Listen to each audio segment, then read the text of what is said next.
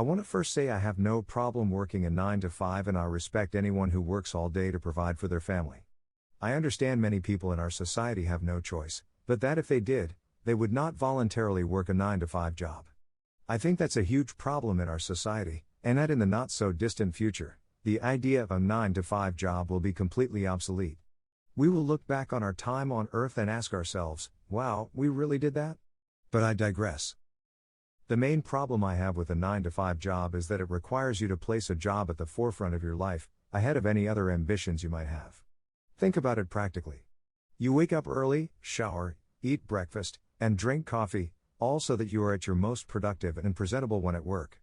You spend all day devoting your time, mental energy, and attention to solving someone else's problems and making them money. When you return home, you are too exhausted to work for yourself. Instead, you reach for some beer and watch TV as a reprieve for the next day. In sum, your waking life during the week is entirely consumed by work, even though you are compensated for only 8 hours a day. Even worse, you are compensated just enough to allow you to live, just enough to keep you dependent on the job to survive. People live this vicious cycle their whole lives, dedicating countless hours of their precious time and energy building someone else up and foregoing themselves in the process. This is what I have a problem with. I know better than to place someone or something else above me. I know this is the path to an unfulfilling life. I also acknowledge that for most people, there is little they can do about their situation. I don't like to play the blame game, but the clear culprit is capitalism.